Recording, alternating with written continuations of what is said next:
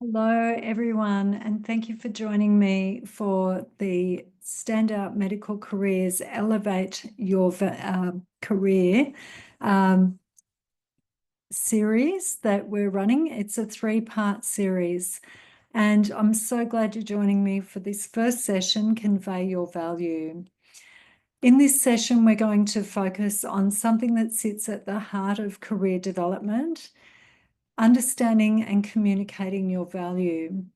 Whether you're navigating training applications, applying for consultant roles, or exploring opportunities beyond clinical practice, this session is for you.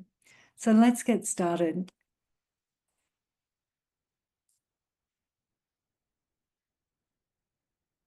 What we're going to be talking about today are your brand, how you define your value, and how you communicate that to others in a way that feels authentic and confident.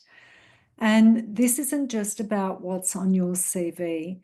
It's about how you speak about yourself in interviews, how you show up in conversations, and how you present your professional story, both formally and informally.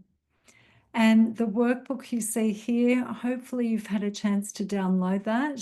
It's designed to guide you through exercises that help you unpack what makes you you, and how to navigate your way forward in your career. You don't have to fill it out now, but I encourage you to use it as a resource over the coming days. And please email me if you would like a copy of that document. For those of you who don't know me already, my name's Anita Fletcher, and I founded Standout Medical Careers in April 2020, having run the career service for the Australian Medical Association for 5 years. So I've been dedicated to supporting medical professionals like yourselves in navigating career advancements for the last 10 years, and I hope to be doing it for the next 10 as well.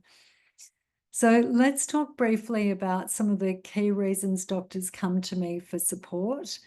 Often it's because they're at a decision point. They're applying for training, considering a senior role, or maybe they're just feeling a bit stuck. So recently, I received a message from someone who I worked with a few years ago. She's been a GP for 30 years and recently decided she wanted to do something else. And once she opened her mind to what was possible beyond the practice she'd worked in for so long, she was quite surprised at the number of opportunities that came her way. So if you're feeling a bit uncertain or ready for a change, you're not alone and you're in the right place. So here's where we start to talk about your on-ramp, your plan for where you want to go and how you're going to get there. Maybe you're planning to step into a leadership role next year or this year even, and maybe you're still trying to work out what the right direction feels is for you. So either way, it's helpful to think about what you're building toward and what foundational steps you can start taking now. I often talk about how I planned my own transition into this business. It took a couple of years of planning before I made the leap. And yes, my timing meant that I launched just as the pandemic hit, but that really turned out to be a benefit and quite helpful because then suddenly everyone was using Zoom and I could connect with clients in new ways. So the point is, with a bit of forethought, you can lay the groundwork for a move that might not happen for another year or more, but it all starts about gaining clarity on what it is that you want in your career and your life, and then what areas you're interested in and how you can work towards building clear goals and establishing some objectives and then meeting those objectives. And another common challenge people bring to coaching is communication, especially when applying for jobs. You might have the right qualifications, experience, and capability, but when it comes to interviews, it can be hard to convey all of that clearly. This is especially true for those stepping into consultant roles for the first time. And it's a competitive field, and you need to present yourself as someone who brings real value to the team, not just someone who answers the questions adequately. That means preparing beyond the basics, practicing responses, developing your confidence, and yes, being willing and able to speak about your strengths. Briefly, I'm delighted to partner with MEGA, one of Australia's 4 medical indemnity providers. I offer discounts for my services to members of MEGA, and we also run a series of webinars each year. They're tailored specifically for medical students and doctors in training. You can find the registration details on the MEGA website. And if you or someone you know is a MEGA member, look out for the emails and announcing the dates and to register. So my goal in presenting this series is to help you with these aspects of your career, really how to clarify what it is you have to offer others, including your skills, how to speak to people in interviews, but also in broader settings with confidence, and really how to keep moving forward with your career, whether or not one of your primary motivators is your earning potential. Certainly, I see significant leaps with clients once they move through these stages in their medical careers, or whatever else the motivations are to make your career a fulfilling one. So I ask at this point for you to stop and reflect for a moment. A bit of self-reflection always goes a long way. Think about what brought you to this session that you've seen promoted via various channels. Is it one of these reasons? A common challenge, are you looking, do you know what your next goal is? As I mentioned, you might be lacking clarity and feeling a bit stuck. You could be changing direction, stepping up into a new role. And another common challenge people bring to coaching is communication, which actually I've mentioned that already. Apologies for the double up on my notes. Leadership's another area that often comes up, and many people I work with are looking to build their leadership skills, but they're not always sure about where to start. And when it comes to self-promotion, let's be honest, it can feel uncomfortable for all of us, I think. And definitely for some people, the idea of talking themselves up feels incredibly uncomfortable.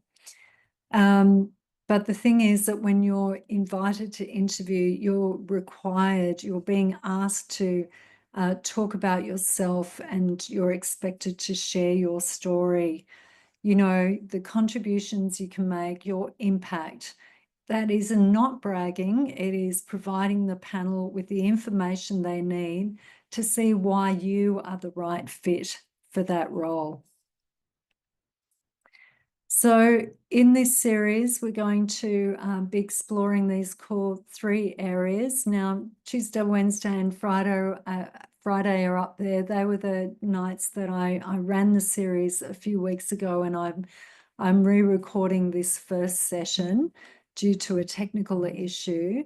But here's what we really are looking to achieve with this series to cover these topics. And as part of that, I really want to show that, everything is connected in the work that you're doing. And I like this visual. It came from a CV workshop that I ran recently. I put that together for that.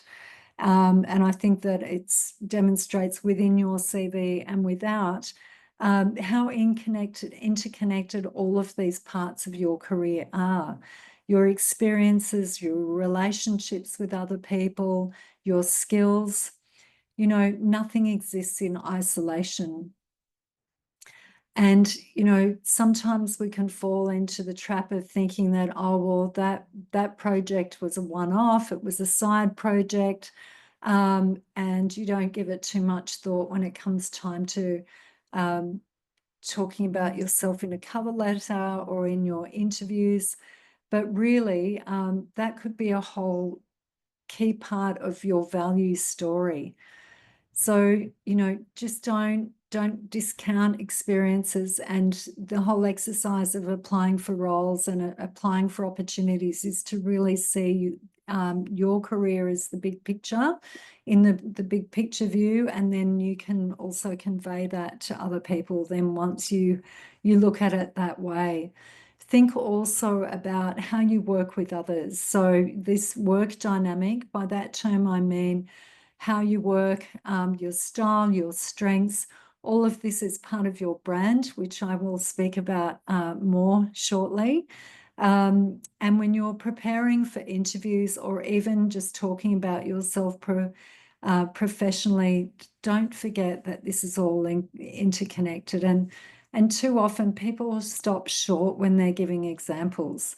They answer a question with one isolated story, and that's it, you know, but you're missing an opportunity if you don't go further. You can draw on related experiences, link to other parts of your professional life, and show your skills that connect across different settings. And that gives your answers more depth and makes them more memorable, and really helps people better understand who you are, what you'd be like to work with, or why they should have you on your training program, which is what the whole selection process is all about. Leadership comes up a lot in college competency frameworks as well, and it's central to how your capabilities are assessed, even if it's not always spelled out in those terms. And leadership doesn't mean simply having a formal title. It's about the impact that you have in the day-to-day, your ability to influence, to contribute to the culture of a team, to help other people grow. So think about how you're already demonstrating leadership through teaching, mentoring, improving systems. All of it is valuable. I've tried to paint a big picture here because what we're covering this week is all joined up, as I said. You know, just as in your career, everything's connected, I want to pull these different strands together here. Your brand, your relationships, your roles, the transitions that you make and why, and your place within a bigger organization and organizational and system context. Sometimes people can become very focused on their role and within their immediate team, but I really encourage you to think beyond that, because those organisations will be looking at you with that perspective in mind. So this session is focused on your value, understanding what it is and how to communicate it. That's the foundation. The next sessions will build on that. So let's hone in on what I mean when I say your value. So by this, I mean your professional proposition, what you offer. So why should someone bring you onto their team or into their training program? It's something you need to be ready to articulate on paper, in interviews, and in conversations that pop up when you least expect it. You know, these moments do happen. Sometimes it's a hallway chat. Sometimes it's a formal meeting that turns into an opportunity. Being prepared really matters. So my message here is be ready, but at the same time, be yourself. Have a few key points or phrases that you can draw on when needed. You're not memorizing a speech. You're getting clear on what matters most to you so you can talk about it authentically when the moment comes. And those moments will come. So on this slide, I've essentially tried to sort of summarize what is meant by the term branding, because it is a term that people often kind of shrink away from. They feel uncomfortable about it when it comes to thinking of themselves in those terms. So I really want to encourage you to just be comfortable with it, and that this is what you're doing. As well as branding, of course, your reputation, well, that's part of your brand, your reputation. So it often precedes you, and in medicine especially, people talk. Your referees will absolutely shape how others view you when you're applying for new opportunities. So your actions, your communication, and your values all matter, not just when people are watching, but always.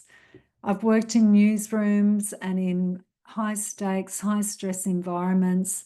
I've seen reputations built up and then torn down very quickly.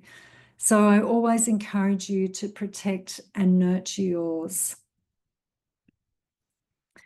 So briefly, to come back to this idea of personal branding without being pretentious, because that's a concern many people have, as I've said. You're creating a brand every day in the way that you work, the way you communicate, and the way people experience working with you. So you may as well be quite intentional about it. So I like to think of personal branding simply as the effort to communicate and present your value to the world. So this, I think, helps us view it through a lens of not actually being about showing off. It's more about being clear, and showing your purpose, and thinking about what your presence is in the different environments that you're either working in, studying in, performing in other ways in, or what areas you want to do that in the future. How can you develop, that message about the way that others see you? Okay. So this slide originally came from a session on LinkedIn and social media, but I think these points really apply broadly and are appropriate here. Essentially, your personal brand shows up everywhere, not just online, but in your presentations, in the way you write, in how you share ideas at grand rounds, or in how you teach others. So think about, what kind of content are you sharing with the world? What are you most passionate about? What tone of voice do you use? And what do people take away after hearing from you in whatever format that occurs? These all contribute to your professional presence. And one of the most common questions I get is, but how do I stand out from everybody else?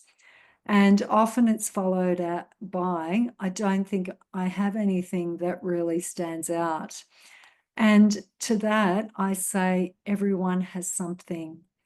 Your personal attributes, your strengths, your unique perspective, all speak for themselves. Or if you allow them to, if you convey those to other people. So you don't need to be the loudest person in the room, but you do need to work out what's true and meaningful for you, and how it's relevant to the role or opportunity that you're going for. And that's what makes you memorable. So please, I hope that's helpful to you, to help you define your value. Okay, and sort of to go on further from that, I also often hear, I didn't get on the training program last year. They said I didn't really talk myself up. That was the feedback from the interviews. And so, not exact words, but that's what people are talking about. So, I think that it's not about talking yourself up, but it is about presenting the value that you bring to these people. So whatever words you want to put around it, find what sits right for you. But I want you to see it really as being about how you convey what you have to offer. So if you simply answer questions without offering more insight into who you are, how you work, and what you can offer, you're leaving the value out of it. So you need to offer, tell people what it is, apart from, answering the question at face value. You need to add more information to that. And it's the people who do that well, they're the ones who stand out. So think about, is it related? Is that what you're doing? Are you simply answering the questions at face value and missing this opportunity to really convey the more valuable information about you that they are looking for? And I suggest that's where a lot of people fall down, because they do kind of sell themselves short. Okay, so,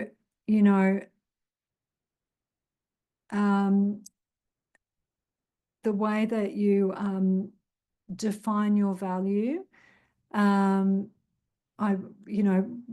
aspects that you can use towards doing that are by reflecting on, as I've said, your experience, your skills, identifying any key themes that are there for you. Think about then, once you've done that self-reflection, and that's what the workbook's intended to help you with, then think about how you're going to express those ideas. Craft your value proposition. So have the sort of elevator pitch ready, and have a longer version of that ready as well, such as in an interview, if you're asked to tell the panel about yourself and you have several minutes to do that, don't miss the opportunity that they've presented to you. You really should go into an interview with that question in mind, and thinking that if somebody asks me this, it's a golden opportunity for me to present to them the main things I want them to know about me. And then communicate all of this clearly. And the more you do it, the clearer and more confident you're going to become. It's always uncomfortable the first time, and putting it together feels a bit staid or a bit, false. But once you get used to it and you kind of own it as being the information that you want to share about you to other people, it will definitely come more naturally and start to flow more easily. So here's a bit of a big question. When someone asks you what you want for your career, what will you say? So it's something we often don't think through in detail until we're asked on the spot. So either in an interview or by a supervisor in the corridor. Please take time to reflect on this and get comfortable articulating a few goals, not just vague hopes, but clear directions. Because if you're not clear on this, nobody else will be either. And when those people are asking, they're often asking, so, they're genuinely interested, and they may be prepared to assist you with whatever that is that you want. But if you can't articulate it, you make it hard for them to do that with you and for you. So this sort of ties in with the classic's idea as well of starting with why. Simon Sinek is well known for this whole question and this theme. Think about why you're doing this particular thing, why you're applying for the role, the program, or this particular path. interviewers will always want to know why. Why is it you want to come here? And it's not because you live close to that hospital, or your partner works there. You've got to give deeper reasons than that. That why really helps guide your story, and it connects your past experience, your present decisions, and your future goals. And then that gives something for people to really connect with. And if you're not sure yet, that's okay. The act of exploring it, of thinking through your motivations, will help bring that clarity. So that's why I've prepared this slide quite some time ago, actually, because I really believe it's important for us to check our motivations. They'll change over time, and we really need to think about what's driving us forward. So many people find that what they wanted out of their career and life during medical school has changed a few years afterwards. And there are many contributing factors to the change in motivations. So ask yourself what you want in your career now and for the next 3 to 10 years. You'll find some concrete examples in the workbook to help guide you as well. And these include prestige, flexibility, variety, high acuity, the environment, whether it's hospital or private practice or another setting, labs, corporate entities. Do you want to live in a rural or a metropolitan centre? Work-life balance, is money important? And so the list goes on. So really think about what will be fulfilling to you, why do you want to do things, and then how are you going to express that to other people when they ask you.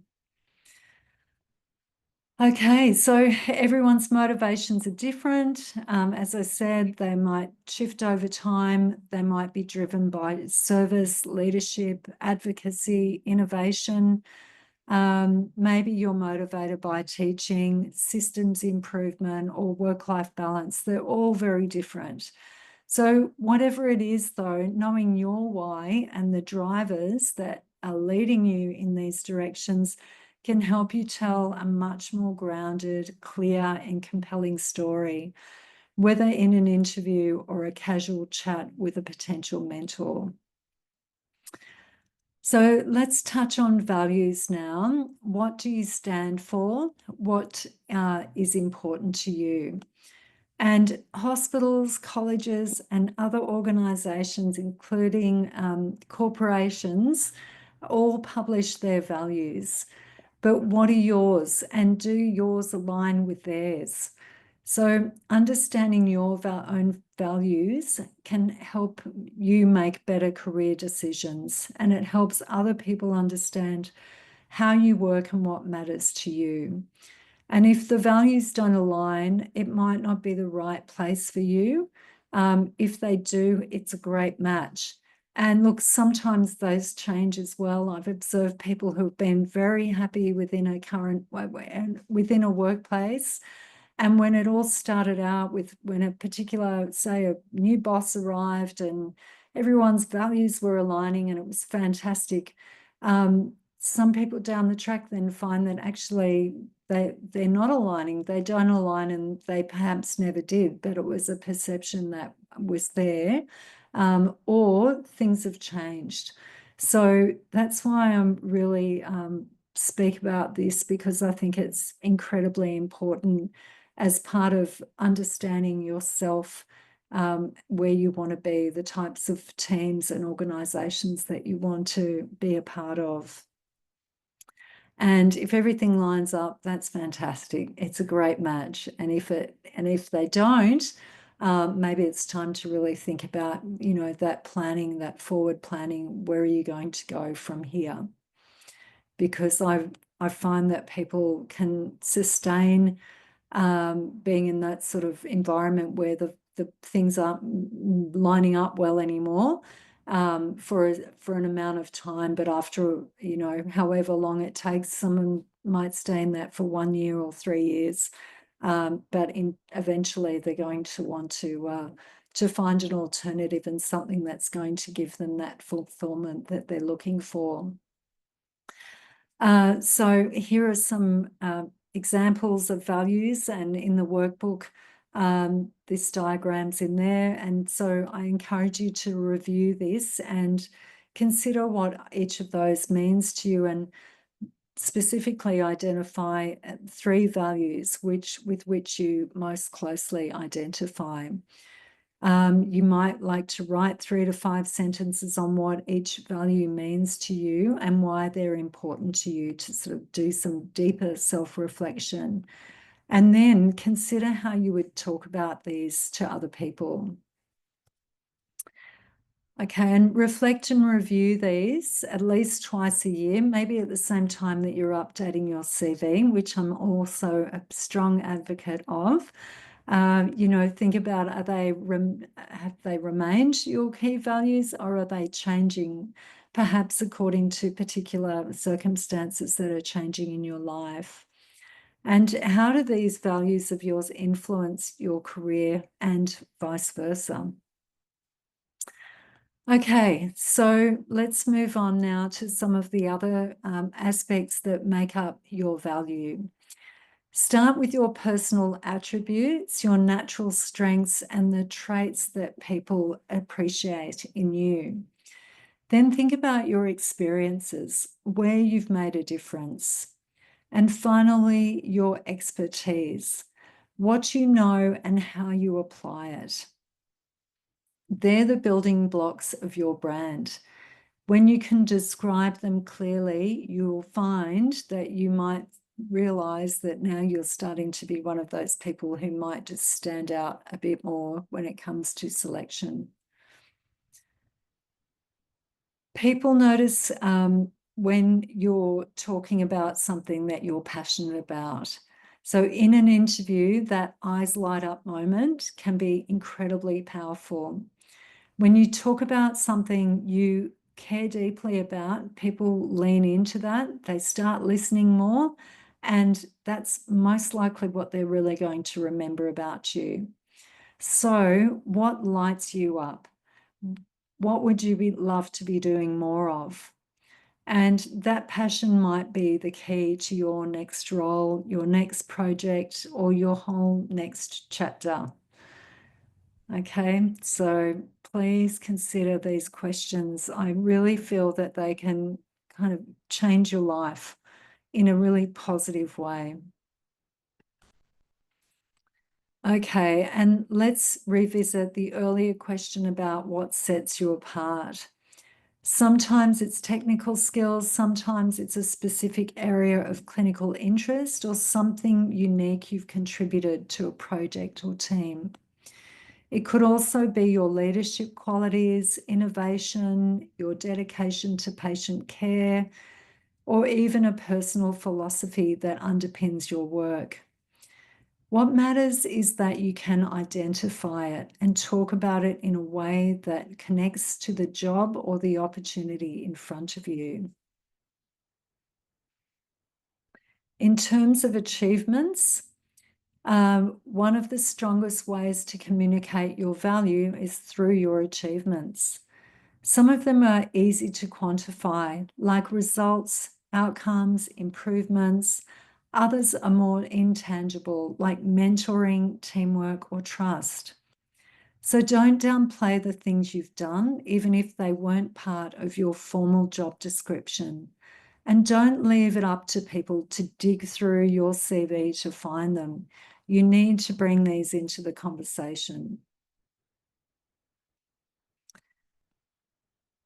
So I suggest that you go back and review your CV. What's in there that you really haven't talked about for a while? There's often a lot that we forget about once we've written it down. But achievements are part of our story, and they're proof points. They're a chance for you to highlight the skills and value that you bring, especially if you're preparing for interviews. Make a short list of these, or even a long list. Reflect on the outcomes and the impact and what those experiences say about you as a professional. So just to hone in on that point a little bit more, it's one thing to say that you took on an initiative in your workplace, but it's going to be a lot stronger if you then demonstrate the results, talk about the results. What were the outcomes of that particular piece of work? What did it mean for the department, for the team, for patients? Would you do it again? What would you do differently? So, are you taking that a next step further? These are the sorts of things that people are, they're really interesting examples of work that people want to hear more about when you're putting forward your value proposition to them. Strengths and interests are other aspects of your professional self that should be reflected in your CV and at interviews. So again, look through, your CV with a lens of whether you've captured some of your main strengths and interests in there and in other documents. And if you haven't, it's not too late to add them in. So by sharing our interests, we're enabling others to support our pursuit of those. And that's an aspect that I also often find underdone in many medical CVs that I come across. And that's, interests and strengths. That really comes through a lot in LinkedIn. That's sort of what it's all about. People putting out there, promoting to the world, these are the things that we're doing. This is what we're interested in as a team or individually. These are the things that we're good at. So, I hope you can really see why this is relevant in terms of positioning your value, letting people know what it is that you have to offer. And something I really enjoyed from a recent workshop at a hospital was that every single participant was able to name at least two of their strengths right off the bat. I asked them as a fairly early question into the 6-hour session, and they responded really well, and I felt that it really positively engaged everyone. And once they did that, I got this feeling that everyone was engaged, and they were also feeling confident about themselves and also more curious about their colleagues that, were working in a group. So I really encourage you to do the same. Think about what are your top few strengths. And also, what are your professional interests, those things that you wish you had more time to pursue? They're worth naming, and they can certainly help guide where you want to go next.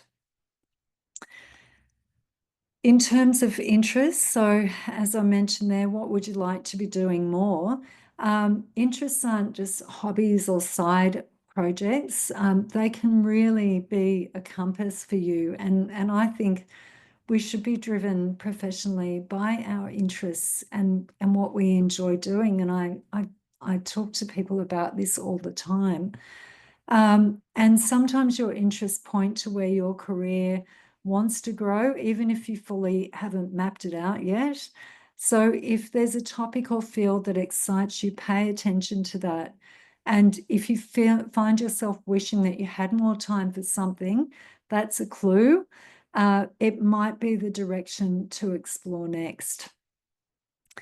So whatever career stage you're at, let people know what you're working on and what you want to work on next. Because once others know, as I said earlier, they're much more likely to support you. And that doesn't mean, of course, that every person will or will be able to, but some will. And sometimes that one person can make all the difference. So please don't keep your goals to yourself. Communicate them clearly and confidently.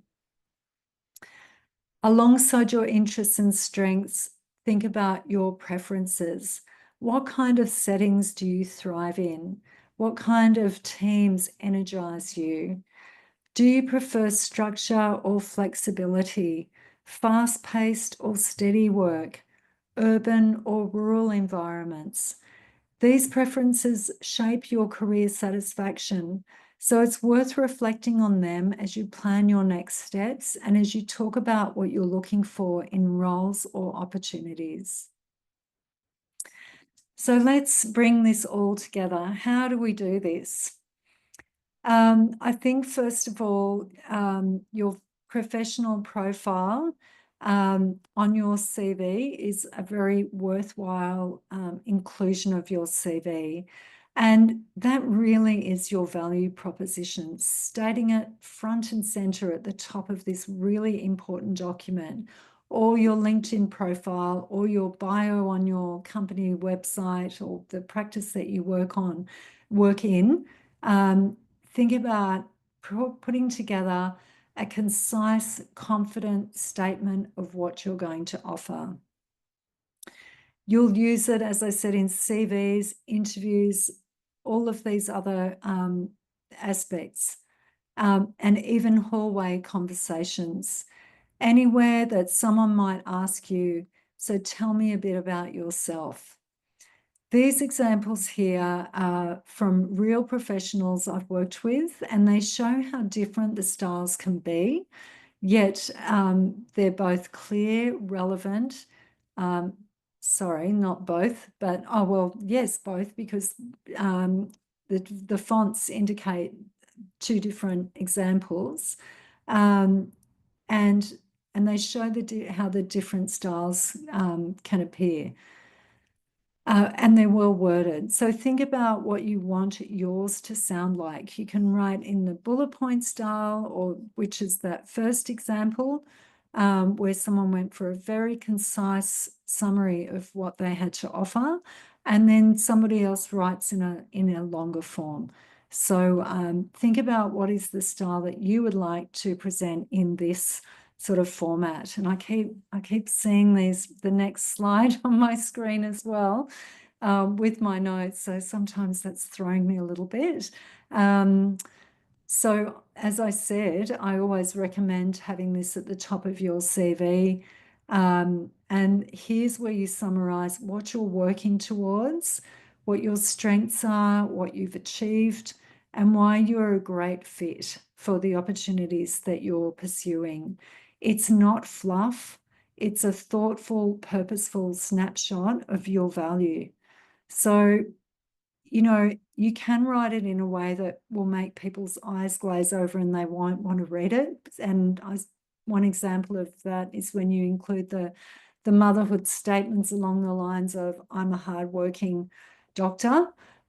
People just, they sort of par for the course. It doesn't really tell them anything that's different about you, perhaps from other people. So avoid those types of statements and really work on this, polish it up, come back to it, edit it, and once you get it in good shape, I hope you'll see the difference it will make to your CV. If you don't include that, people are merely going to have a list of everything you've ever done. And I think that we have the opportunity, and we're foolish not to use the opportunity to add this section in that adds so much more value and tells people so much more about you. Of course, your message may shift slightly depending on the setting. So what you write in a formal CV might be different from how you speak in an interview or how you post on LinkedIn. But the core themes stay the same: who you are, what you bring, where you're headed. Once you've done the deep thinking, it becomes easier to adapt your message for different situations without losing authenticity. Now, you don't have to use social media, but if you do, think about how you want to position yourself. Are you sharing knowledge, building a professional network, amplifying the work of others? If LinkedIn is your platform of choice, consistency is key. And whether you post weekly or monthly, keep it intentional. Because yes, people are reading this content even if they're not engaging with it. You're building visibility and reinforcing your professional presence. And remember, value isn't just written. Being able to speak your value clearly and confidently matters in every forum. Whether it's a formal interview or a casual conversation, be ready to talk about what you're working on, what you're passionate about, where you're headed. And also be a good listener. Pay attention to what other people are saying and what they're doing. And that's part of your brand as a strong communicator as well. Being able to communicate your value clearly and confidently is your passport. It helps you stand out in job applications, interviews, project proposals, and professional networks. It opens doors and builds trust because people can't support you, hire you, or recommend you if they don't know what you're all about. So make sure that they do. To close, here are some reflection questions you can come back to after the session. These can help you keep refining your message, your story, and your direction. Use them as journaling prompts or discussion points with a mentor or a coach.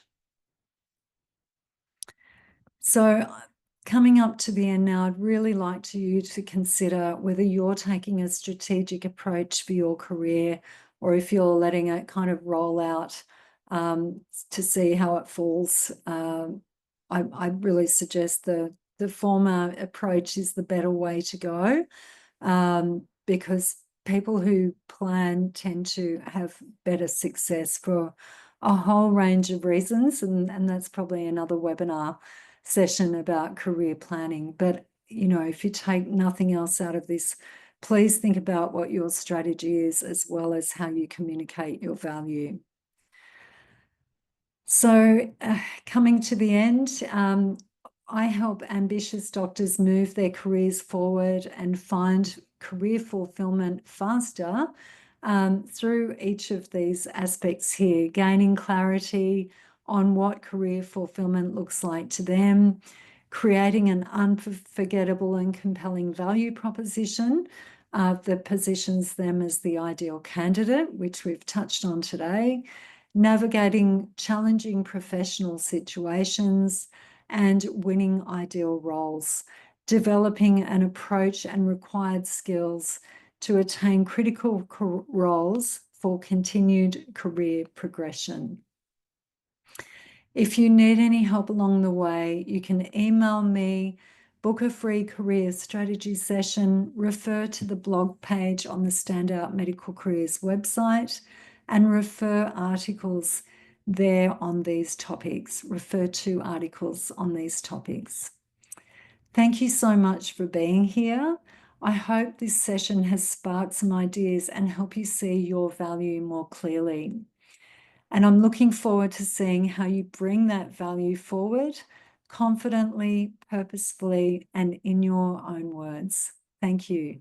Bye for now.